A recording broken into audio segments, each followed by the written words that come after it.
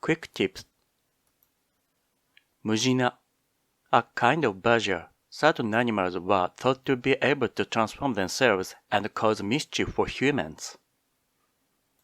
Ojochu, ojochu, honorable damsel. A polite form of address used in speaking to a young lady whom one does not know. No eyes or nose or mouth. An apparition with a smooth, totally featureless face, called a nopperabo, is a stock part of the Japanese pantheon of ghosts and demons. Soba seller. Soba is a preparation of buckwheat, somewhat resembling vermicelli. Kore, kore!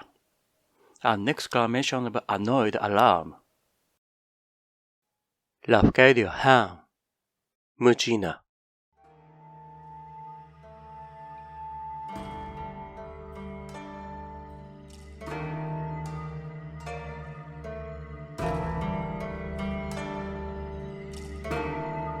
On the Akasaka Road in Tokyo, there is a slope called Kinokunizaka, which means the slope of the province of Ki.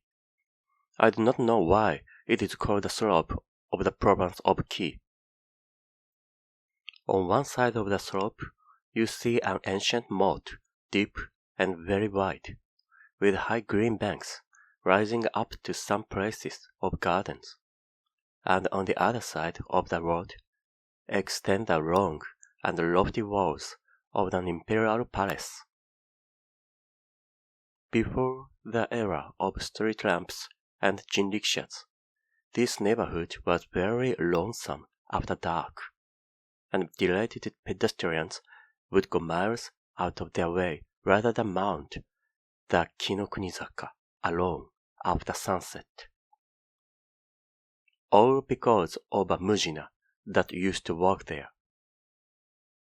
The last man who saw the MUJINA was an old merchant of the Kyobashi quarter who died about 30 years ago. This is the story as he told it. One night, at a late hour, he was hurrying up the Kinokunizaka when he perceived woman crouching by the moat, all alone and weeping bitterly.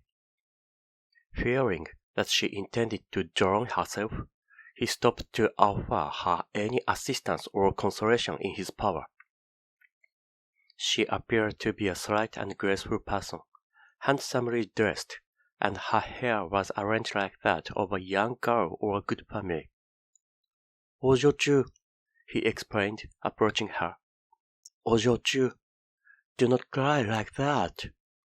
Tell me what the trouble is, and if there be any way to help you, I shall be glad to help you." He really meant what he said, for he was a very kind man. But she continued to weep, hiding her face from him with one of her long sleeves. "Ojochu," he said again, as gently as he could. Please listen to me. This is no place for a young lady at night. Do not cry, I implore you. Only tell me how I may be of some help to you." Slowly she rose up, but turned her back to him and continued to moan and sob behind her sleeve. He laid his hand lightly upon her shoulder and pleaded, "Ojochu, Ojochu, Ojochu, listen to me, just for one little moment. Ojochu, Ojochu." Then that Ojochu turned around and dropped her sleeve and stroked her face with her hand, and the man saw that she had no eyes or nose or mouth, and he screamed and ran away. Up Kinokunizaka he ran, and all was black and empty before him. On and on he ran, never daring to look back, and at last he saw a lantern so far away that it looked like the gleam of a firefly and he made for it. It proved to be only the lantern of an itinerant soba seller, who had set down his stand by the roadside. But any light and any human companionship was good after that experience, and he flung himself down at the feet of the soba seller, crying out, "Ah! Ah! Ah!" "Gore! Gore!" roughly exclaimed the soba man. "Here! What is the matter with you? Anybody hurt you?" "No, nobody hurt me," panted the other. "Only, Only scared you?"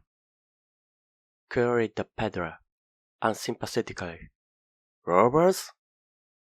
Not robots! Not robots!" gasped the terrified man. I saw a woman by the moat, and she showed me. I cannot tell you what she showed me." "Eh? Was it anything like this that she showed you?"